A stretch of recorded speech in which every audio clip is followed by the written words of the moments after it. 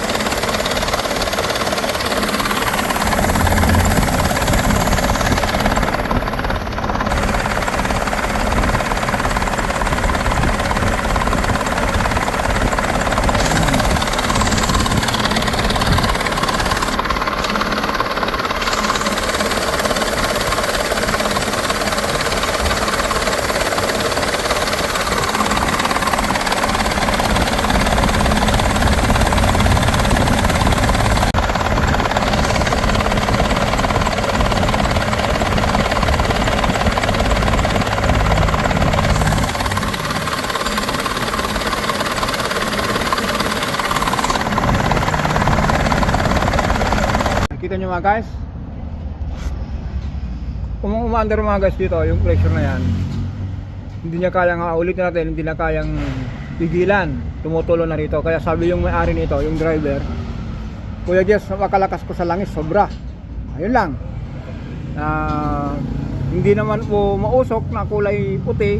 Kung mausok sana na kulay puti, sabihin natin sana valve seal. Pero nung sinabi niya na may tagas, chinek natin yung tagas na yan. Dito tayo dito natin nakuha. Tatlo po niyan. Yan. Yan. Kung pansinin natin mga guys, nalinisan natin to. Yan. Pinakot-kutan natin yan. Kasi kung pansinin nyo yung pinanggalingan niya, grabe. Sobrang dumi. Yan o.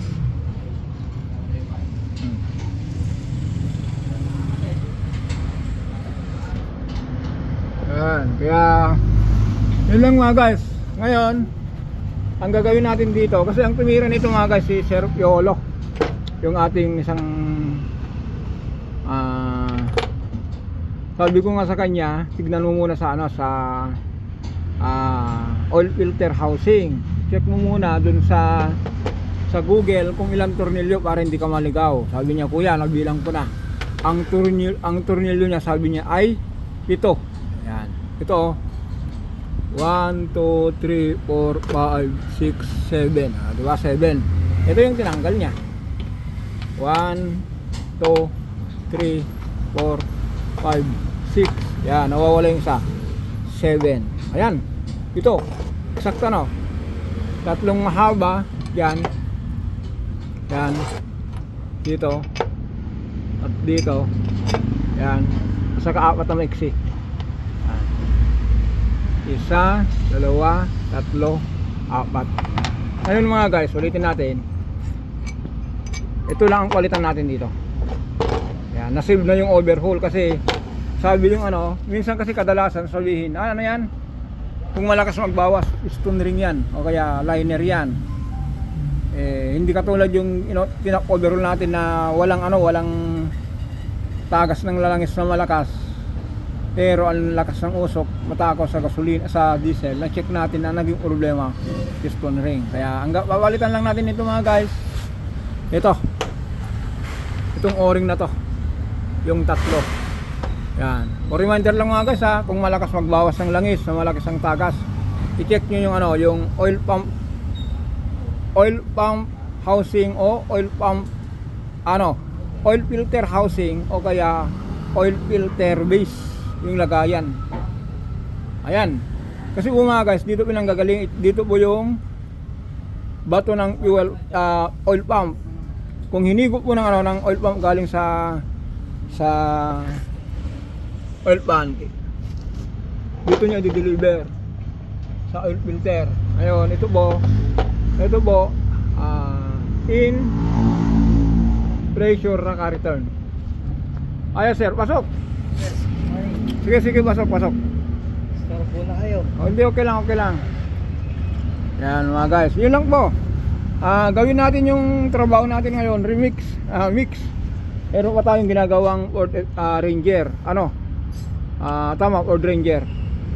Papalitan natin ng cross joint. Meron doon. Puntahan natin. Ayan mga guys, ito yung pull down suspension o kaya spindle, kasi magpapalit tayo ng ball joint. Na ito, grabe. Yun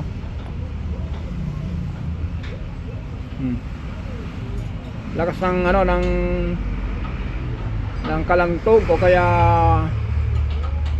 langit-ngit kung nalulubak.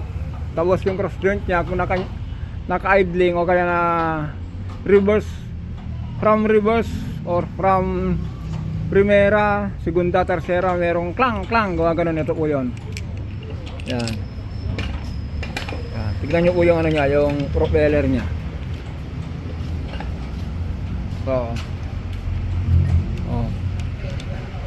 Sobra.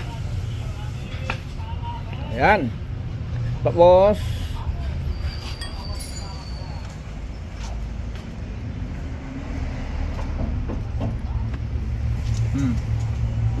pull down suspension.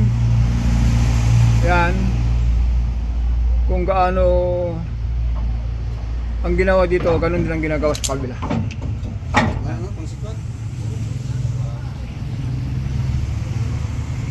Yun. Tapos ito, abangan nyo po ito, general overhaul. Wala pa yung yung galing sa machine shop, yung black. Okay mga guys, antay natin yung mga pyesa. Mamaya mag-live tayo dito sa ginawa ni Sir Piolo. Yan, yung tinanggal na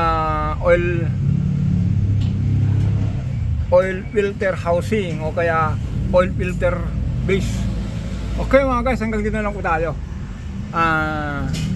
Sabi ko nga po, mix yung ginawa natin. Palit tayo ng cross joint, suspension arm bushing, ball joint upper and lower. Okay, don't forget po to subscribe, like and share. Maraming salamat.